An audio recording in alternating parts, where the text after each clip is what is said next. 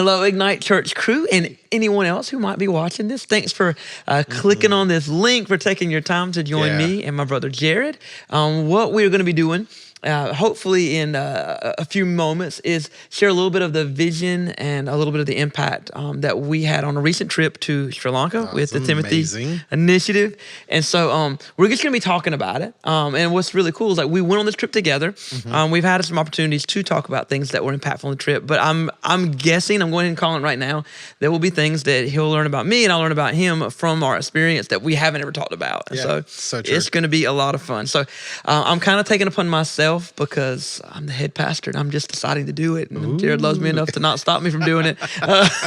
I'll kind of be the MC. Yes. I'll ask some questions for both of us. Great. But if you ever have something that like the Holy Spirit gives it to you, like just... we can flip that paradigm. Yes, absolutely. As we need to do it.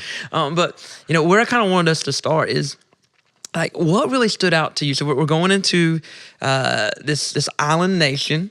What stood out to you about the place and the people that was really, really impactful and different than any places that you've been? Because you've been to a couple other mission experiences. Absolutely. Yeah. So first of all, the place was absolutely beautiful. Like I was not expecting how beautiful it was. And people are like, oh, you're going to like a tropical island like Fiji. And there's going to be over the water bungalows and this clear water. Y'all, we never one time saw the ocean. No, not once, but it was still beautiful. And it was still so beautiful. It was like you were like in Africa and in India and in Australia and then you were in all these places at the same time. Oh my goodness. And so like that really stood out to me. Also, just the mundaneness of life there. And it seemed like everybody was doing just what they needed to do to be on with their way. Like the farmers were farming. Yep. There was no I didn't see a lot of smiles. Like outside of, really hard. Outside of, the churches, I didn't see a lot of people walking around smiling. Like they were just like, okay, this is what's my job? What's the next thing to do? What's the next thing that I have to do? Yes. And so that really stood out to me as we're watching all of this stuff unfold.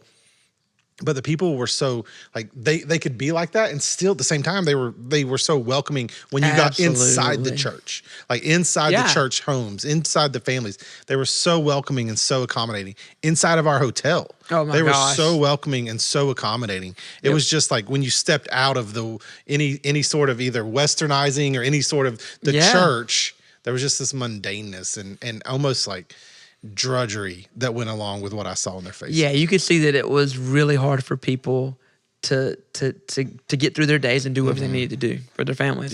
I agree. It is a very unusual vacation spot. Although we did meet some people that were vacationing there, so it's a holidaying. As they call it. That's what they call it. They call it holidaying in Europe. You're going on holiday.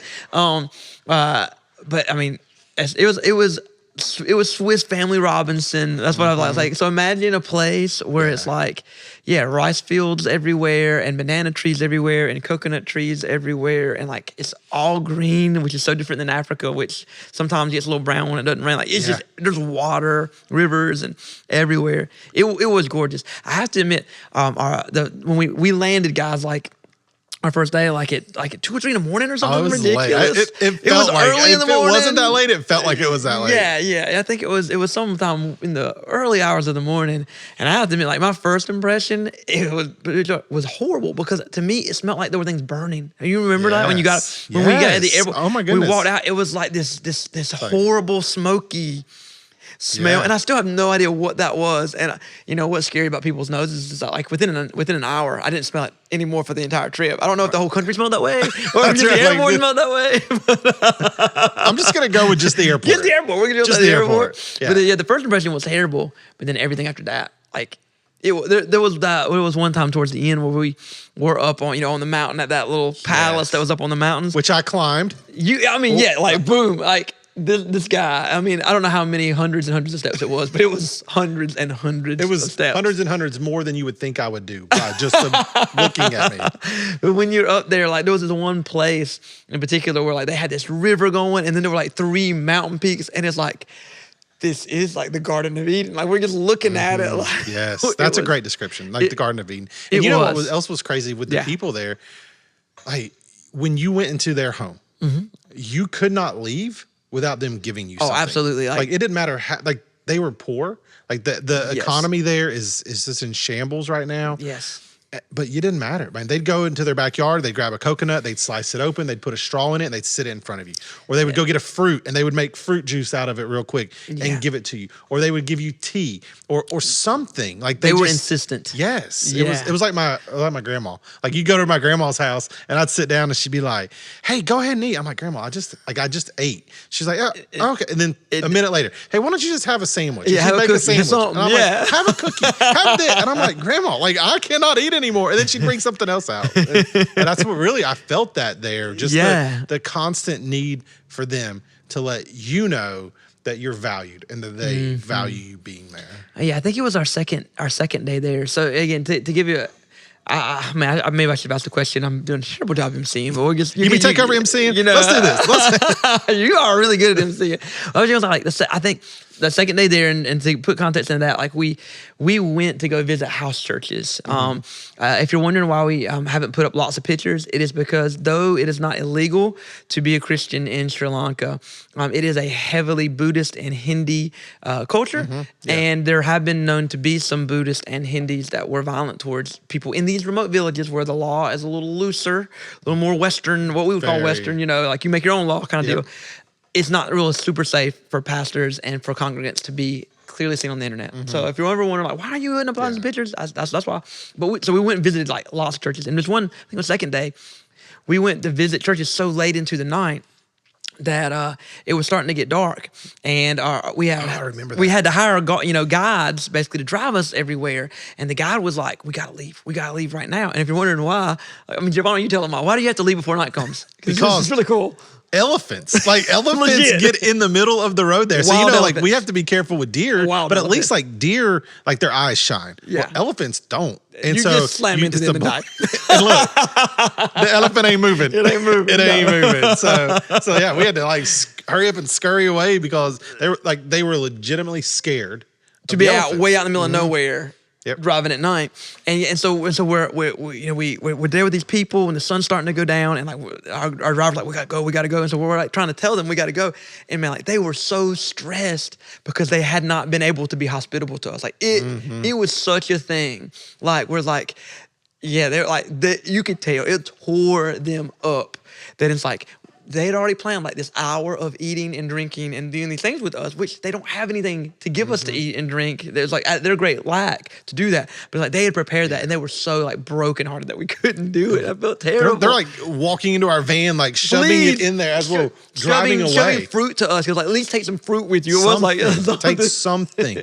So all right, so let me just kind of set the table a little bit for the trip, like what it looked like. So we left here Thursday. And we got there late Friday night, early Saturday morning. I think our plane landed at like 1 or 1:30. Their time Saturday. And it was still Friday here, weirdly enough. 10 and a half hours. There's a 10 and a half hour difference. So so we landed. We drove straight to the hotel, which was only 5 minutes or so from the airport. And then from there, like we spent the night. We woke up the next day. They gave us like a quick like debrief of what the week was going to look like. And then off we went. That was a Saturday, and off we went to meetings. We started like being in meetings and started meeting the people and seeing the process and what everything looked like, which was really, really cool. And then we had a home base there from then Saturday night all the way through when we woke up Wednesday morning. So we had a home base that we kind of were out of, and then we would travel out, generally speaking, one way, a couple of 2.5 hours, two and a half hours, and then 2.5 hours back. And we did that every day. And we would go visit a church, home fellowships, home churches.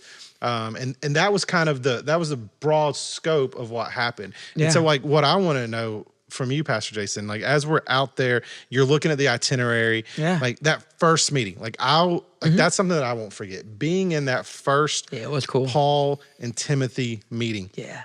So tell us a little bit real quick about like what is a Paul? What is a Timothy when we talk about Paul and Timothy's? And then I have some things that I picked up from that first meeting, but I'd love to hear like your take on that first meeting. No, that's great. So we're talking about a mission organization called the Timothy Initiative. They plant churches and they do discipleship training. And one of the things that really is distinctive, guys, is that they don't believe in engaging the active use of foreign missionaries or Americanized missionaries. They really believe like, hey, God has equipped and empowered and will use local people to reach their neighbors, to reach their country. And so it's like our job is not to go in there and try to do that for them. Instead, we come along and we resource them so they can be trained to do it. So the first meeting, they had their leaders are called Pauls. Pauls typically in a country are pastors. So like in most countries, even countries where the gospel is illegal, you can find evangelical gospel pastors that are already there. A lot of times they don't know how to do discipleship very well. They don't have a ton of training, but they're there. They go to these guys and they're like, hey, can we equip you?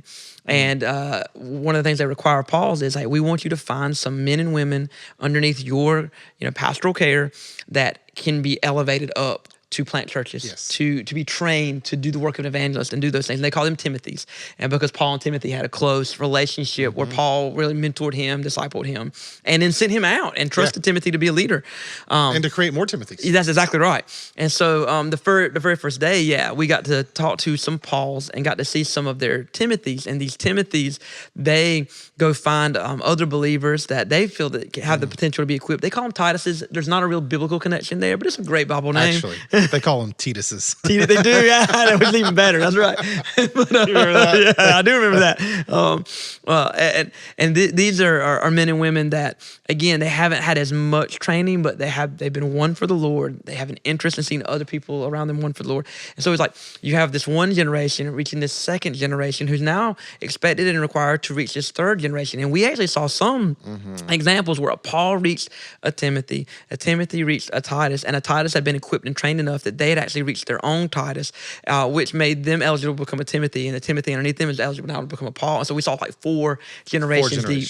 So like, and again, for us Americans, it's just really hard to find anything like that. So it's like me reaching, Jared, who reaches Stephen, and then Stephen reaches Chris. And it's like, I had nothing to do with Chris, but the person who discipled the person, and it's so beautiful, and that's very common for Timothy. And they have created a system that does that, and it's really, really amazing. But what stood out to you about seeing the multi-generations in that first meeting? And that was the introduction to what we were doing, was that, So I remember sitting there, and like the first time the entire week that I cried was watching a Paul so proudly saying, this is my Timothy. And this is this Timothy's Timothy. And this is this Timothy's Timothy. And to have those four generations, and the Paul is just sitting up there, and he was just like this. Like so proud, not because of anything that he had done, but he was proud of what God was doing in his Timothy. And he was proud that guy went to get this person, and that person went to get this person. And so I remember seeing that and being like, man, they're cheering each other on so hard. It would be like if every Sunday we had a space in our lobby for you to come tell us, hey, listen, this week I had a discipleship meeting with my neighbor, Bob. And next week I'm meeting with this person. And we were just able to cheer you on and celebrate and know that. Like they do that over there. And it is so beautiful to see. I also noticed immediately that the Timothys were 80% female. They were, maybe 90% female. I was going to talk about that too. Yeah. And so like, it was more like, man, who wants to go and tell? Like who wants to go and tell? And people were saying me. And there was a lot of females that were saying me, I'll go tell. And these females were creating other Timothys, and just the ripple effect of one person saying yes, not only to the gospel, like praise God for the gospel, praise God for the good news, and praise God for people saying yes to that. But the ultimate effect, the ripple effect of one person saying, oh, I know the gospel and it is too good for me not to share. Yeah. And then sharing it, like that was just so beautiful for me to see. Yeah. And that contrast, that was one of the most, to me, like extensive differences between Sri Lanka and Ethiopia. So I've been on a trip with Timothy Initiative. We were in Ethiopia, in Africa, and in Ethiopia, be super quick on this because that's not what this video is about. Is Ethiopia. Like in Ethiopia, it's really weird. Culturally, men older than 25 don't typically work a whole lot. If they do, it's very little. There's a whole cultural thing in that. I know that sounds crazy. You can go look it up. Like they're kind of like lines. Once you hit 25, your job is to make babies, and your babies and your wives, they do all the work, and you just chill. That would not fly in my household. No, not mine either. Nor in any American household I know of, really. But anyway, well, so in Ethiopia though, it was a lot of men who were the Timothys and the Tituses because they had time. They had the gospel and they had time. In Sri Lanka, it's much more we would consider, Western traditional. The men provide, and up until like the 50s or something, I think Sri Lanka was owned by Great Britain. Great Britain, yeah. And so like they have a lot of our value systems, work ethics and stuff. And so but a lot of women, they do stay home. And so like what was so cool to see is like you have these people, you've given them the gospel, you've given them the tools to like go and reach their neighbors, and it's like the ones who have the time, they want to do it. Like, you know what I'm saying? Like they're making good use of their time. Like to me, that was the thing. There were men that were so passionate about the gospel, but they were working, 8 to 5 out in the rice fields, and they're coming home to beat dead. Like they just want to go to bed, and like, but their wives, they have the time and they have Jesus, and it's like we're gonna go, and it was really cool, really cool to see neat. that. So we were there. We also day one got introduced to Sri Lankan food. Yeah, what did you think about that? I'm not prejudiced against any food. Just for the record, I love it all. I did have to let them know, no spice when they were making my omelet.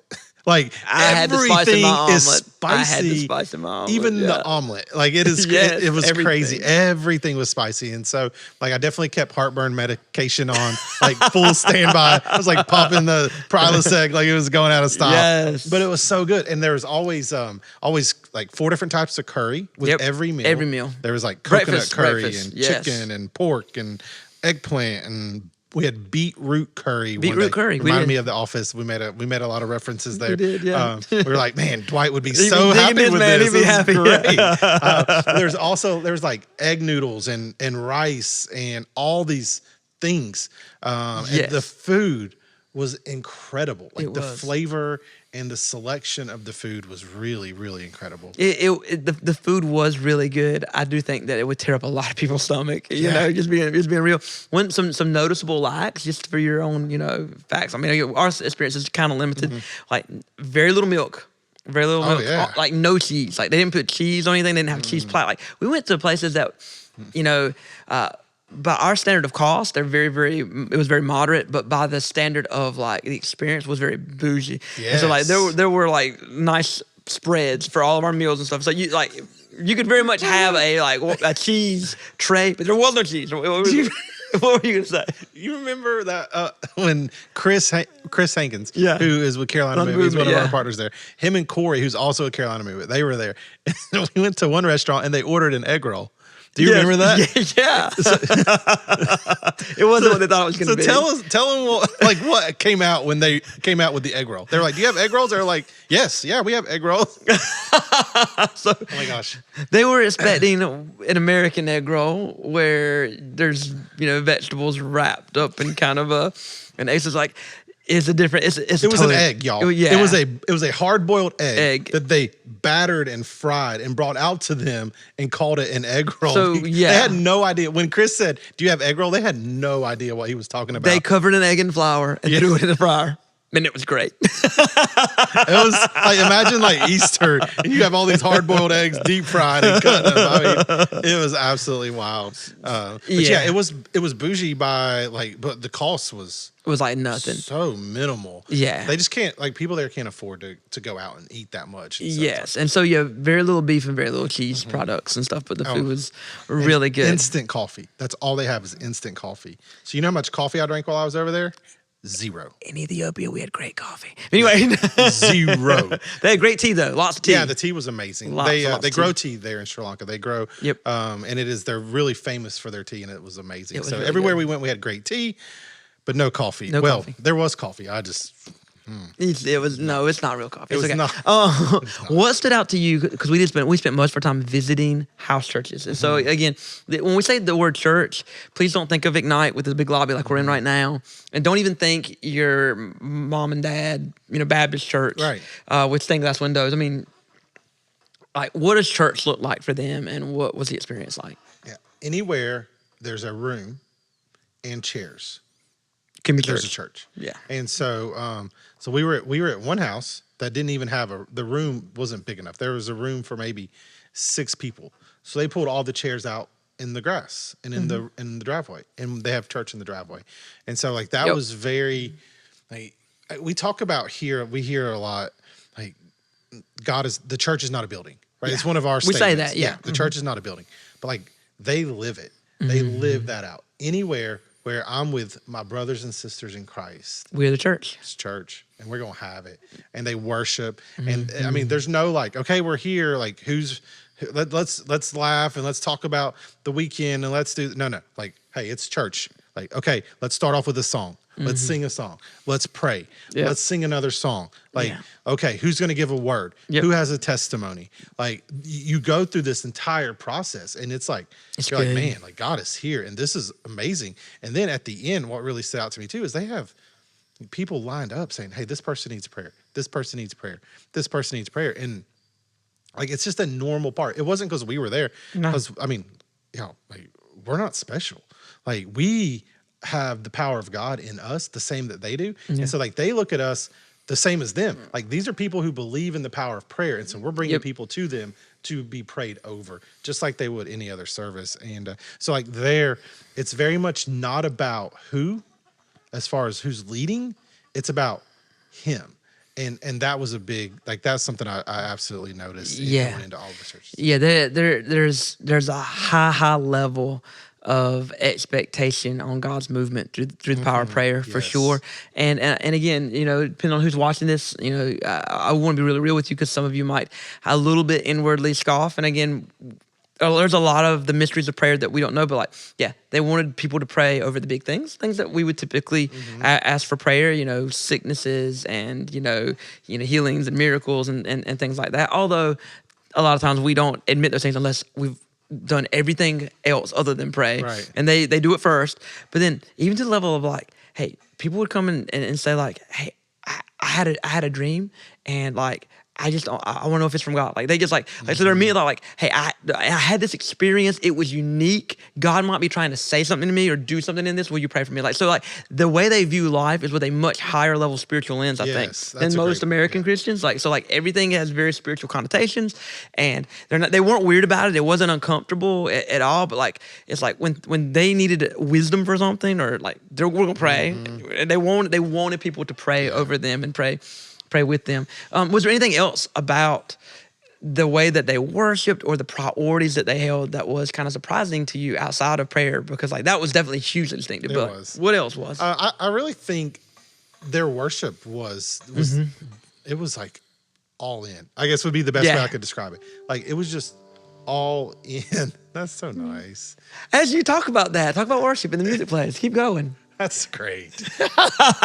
Today on Ignite Syndrome. No, I know. You think about Saturday Night Live skit, and that kid's not appropriate for the internet. I know. My bad. No, it's okay. I was right there with you. Okay. So, but like they were all in on their worship. Yeah. Like there was no half-baked worship. They were seriously, no, we're here. And there might be 7 of us, but the 7 of us, we're going to sing as loud as we can, and we're going to worship as hard as we can, and we're going to usher in the presence of the Lord as much as we possibly can. Amen. And that's the thing. Like, I think sometimes we get caught up on a Sunday morning. Like, y'all, I don't know. If anybody's been around me on a Sunday morning, like, I apologize because I'm a terrible singer. And so, like, I like sitting closer where there's nobody in front of me or on the side where nobody's hearing me directly sing. Yeah. Like I'm singing, but nobody's hearing me. Yeah. But they're like, they don't care. They don't care if you can sing, if you can't sing. Like it's not about that. It's not about that at all. It's about just worshiping Jesus. And there was none of the, like, I couldn't understand all the songs, but I can't help but think that there were some things they were just making up. Yeah. Like they were just praising God, and they would say, let's praise God for this. And then they would start just praising God for that in song. Yes. And it was so beautiful to see that. I can't speak to the preaching because our team did all of the speaking For that 1 week, for that week. But like the worship and the prayer was just, that's what about good. you? Was there anything else for you? Or I mean, of course, like they have such high expectations of how they're going to share the gospel and allow the gospel to impact their everyday life. And so, yeah, like you mentioned, people giving a testimony, and like testimony time was very normative and very regular and very expected. And again, it was beautiful. It was so cool. But then the other part, being from, here in our context, I was like, what would happen if we like forced our people to like, what did God do this week in your life? Like, sometimes when we do prayer requests, we ask, what God's doing. It's a silence. And I had the sinking suspicion sometimes that if we were to ask that kind of a question, there'd be a lot of silence too. And like they weren't silent. They were not. God is always up to something, and they're not making up something. Like because of how they prioritize and live their life, like they're sharing with someone and they're seeing fruitfulness from it, and that was really, really impactful. What about the place other than their poverty? Because we talked a little bit about poverty. What broke your heart there? Because we saw some other things, some other spiritual things, and was there anything that was not as heartening, but like what kind of hit your heart on that side? Yeah. There were a few. I'll start with I think it was our second day. We visited a lot of temples. We did, yeah. And just getting some like cultural, just like seeing what the culture looks like. So we were in and out of all these temples, and like, okay, they don't worship Buddha. Like, they wouldn't say they do. He's not a god. Yes. What they talk about is the enlightenment, like getting to the next level. He's the representative of reaching like a godhood yourself. Yes. Kinda, yeah. But like, they're so strict. Like, you can't turn your back. You can't take a picture with your back turned to him. Like, it's a crime. It's a crime to do that. You can't. Yeah. You can't take a picture with your, like, there's just all these rules about what you can take a picture of with this. You couldn't have your feet pointed towards some of the Buddhist things. That's right. It was insane. It was weird. Crazy stuff. Yeah. And so, man, but by our standard, crazy stuff. Yeah. Not to them. Not to them. And I like history. And so to see all like we were in one temple that had stuff that dated back like 700 BC. Like it was crazy to just see this stuff. Okay. This is an old country compared to us. Yeah, really old. So. But to see that they're constantly striving to attain something that they never know that they can attain. They never know for sure if they can get there. They never know for sure if they're at the right level. They hope. They hope they can, but they never ever know. And man, to see people who want so bad to believe in something, who want so bad that, you know what they're looking for? They're looking for life change. Yeah. They want their life to be different than what it is. Whether it's sickness or whether it's addiction or whether it's poverty or whatever. They want their life to be different than what it is. And so they're hoping that if they give enough flowers or if they place enough fruit or if they take enough pictures or say enough prayers that they'll get there. Yeah. And man, like to think, it just kept running through my head like, we have the answer. Like we have the answer. And that's when God began, and I'm sure we'll get to some of this, but like, that's when God began to break my heart for what I wasn't doing here. And to see like, it was in those moments where I thought, man, like they're looking for something, but they're not the only ones. Like people in our country are looking for something too. Yeah. They just it looks a little different the way they're looking for it. But just to be in all these temples, like that was very heartbreaking for me to see that. Yeah, I have to admit, to be my nerdy geeky self just for a second, of course, like the thought of going into like a Buddhist temple, there's a lot of comic book and martial arts and movie iconography surrounding, some of those elements of faith. And so, we go to, I can't remember if it was the first one or the second one, but it was the one that they had like chanting. They had like, the chanting going on for I think it was the first one we went to. And like my initial stupid fleshly American thought is like, man, I want to whip out some kung fu martial arts right think now. you even said that. Because it's like just like the perfect, like you're here at this like it looks like Jean-Claude Van Damme's gonna walk out any second here at this like a movie set, and there's a chanting going on, and like I'm in that like that place because it's so playful for me. It's just like this, it's like a movie, like a playful for me. And then we saw this young, I don't know if she was truly Sri Lankan, because to me Sri Lankans look more Indian than Asian. And this woman looked Asian. This woman was there, and like she was going by, and she was like reverently bowing at these different stations that were around this like dome. And I was like, he's like, this is real. Like, yeah, like this is real. Like this ain't a martial art. Like this ain't a movie. This isn't fake. Like this, like she is praying to this nothing. Like this yeah. And it that broke my heart, because like I wasn't in the right frame. And I think we see it as so playful, and I'm not trying to make anybody feel bad for enjoying a martial arts or a Shaolin Kung Fu movie or anything like that, but it's like it's a faith basis there, and it's darkness, and it's empty, and we should be very brokenhearted that people have given their lives to it. They've given their life to it. And God really convicted me on that, because it's always been a game to me, kind of, like, yeah. It's tough to see, and tough to see people truly bowing down and praying to what they hope is something, but what we know is nothing. Yeah. And man, it takes me back to the story in the Bible where he's saying Elijah or Elisha. I get those mixed up. Am I the only one? But who get they're pretty similar, right? Where they got all the prophets of Baal, and they're that's up Elijah. There. That's Elijah. Mr. J. Yeah, that's the J. Mr. J. And he's like, hey. Like maybe he's asleep. Like do it a little louder, or like maybe he's using the restroom, or maybe he's doing this. Like it's nothing. Busy. Yes. No, but he knew all along. The reason he wasn't answering is because he doesn't exist. Not a real God. Yeah. And that's a very true. That was very easy to see there. Yeah, it's this is a place, and there's so many places in the world.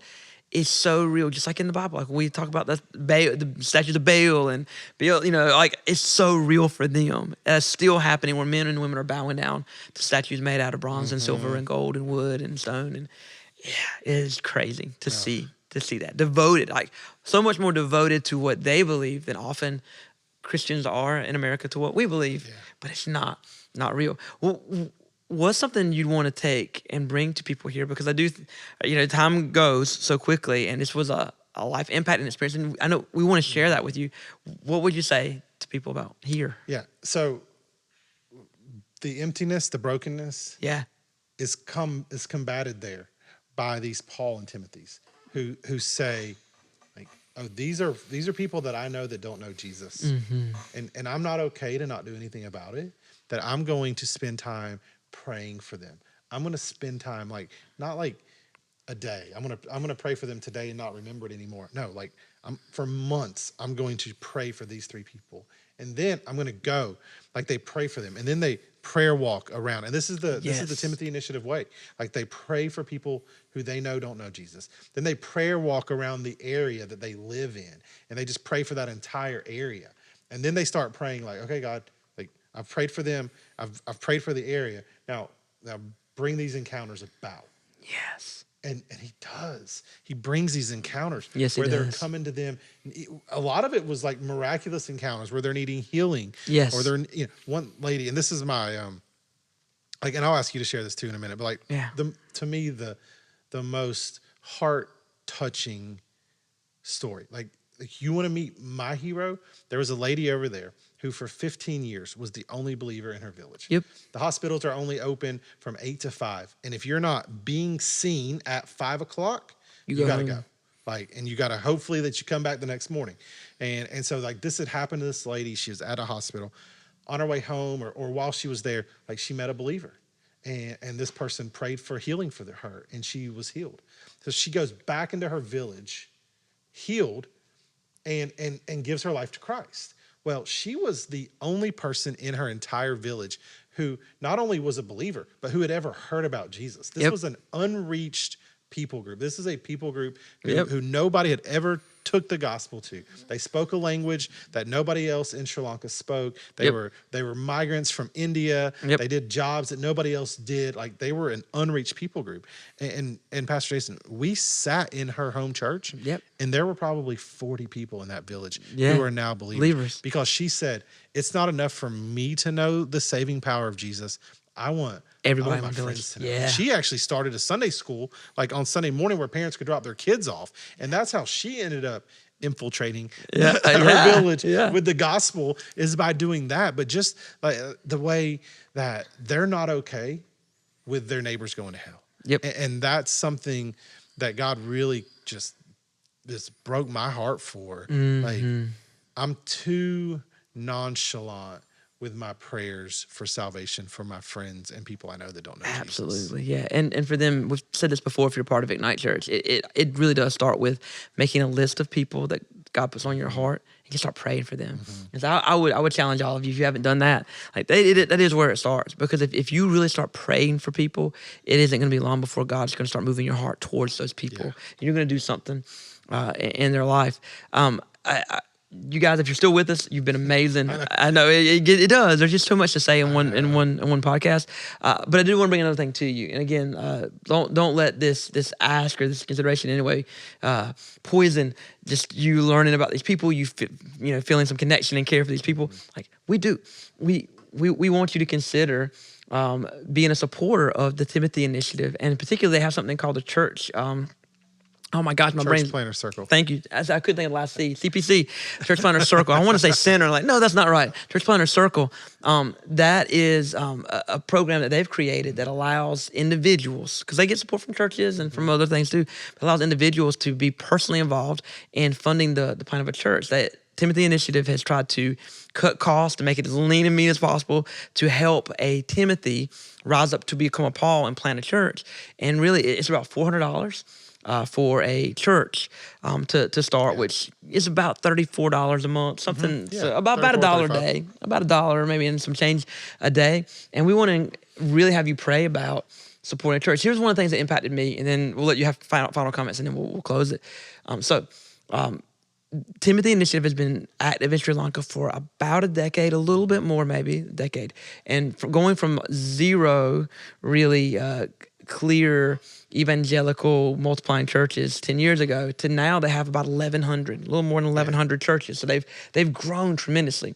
For every village in Sri Lanka to be reached, they need about 3,000 more churches, give or take a few hundred. So it's within that range. So here's my charge, especially if you're a part of Ignite Church. Right now at Ignite Church, and this is not Pastor Jason tooting a horn or anything, y'all just get over it. I'm going to mention a number and just get over it. Right now, we're averaging somewhere in the ballpark of truly, somewhere between 1,100 to 1,600 people at our church. And if you want to get to pure adults, definitely more than 1,000 adults that are a part of our church every single weekend. So here's the reality of Ignite Church. If every single one of us would just do one church, they would have the funding and they already have the people. So the holdup is resourcing stuff. They already have the people. They'd have the funding, so there could be a church in every village in Sri Lanka right now if we would just do it. If our church would say, I'll plant one church. If everybody would do that, then we could reach that entire nation with a church in every village. And it's like, I kind of want to do that, y'all. Like, I just get big cheer. We could get that on our heavenly, you know what I'm saying? Like, man. And so, yes. Underneath this video, there'll be a link where you can check out more about the Church Planner Circle. But consider being a part of that. It's easy to say no to it. I know there's a lot of things you could do with the $30 a month, but I don't know that there's anything you can do with that money that's going to have more eternal value than considering doing this. What would you like to leave people with? Yeah. So the Timothy Initiative, what they do is they plant churches in unreached and in unengaged people groups. And so here's the difference. Unreached people groups would be a people group that had never heard the gospel. They've never heard of Jesus. An unengaged people group would be like this. A missionary from London comes over to America. And let's say that America is an unreached people group. And they fly into New York and they share the gospel with their taxi driver. Okay. America then is no longer unreached. An unreached people group because somebody came here. But like, that just because somebody in New York heard it, that it doesn't mean that we're going to hear about it down here. Yep. And so we would be considered an unengaged people group. And get behind the vision. Even if you say, you know what, I'm not going to play in a church, like start praying. There are people in this world who need to know there's a God in heaven who loves them and who died for them. Amen. To have a relationship for them. Yeah. Thanks so much for letting us just share a little bit of the journey of our trip. And I hope that you'll get spiritually involved and working with us and walking with us to see people there reached and to see people here reached. Yeah.